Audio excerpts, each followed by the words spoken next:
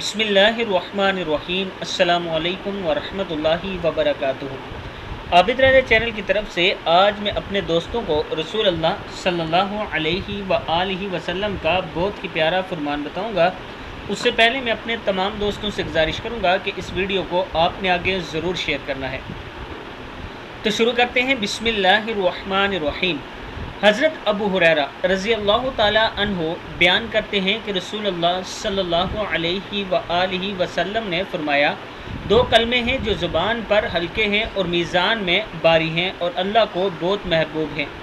پہلا، سبحان اللہ و بحمدہ سبحان اللہ العظیم، صحیح مسلم میں موجود ہے۔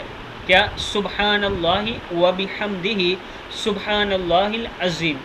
صبح و شام اس کو ضرور پڑھا کریں۔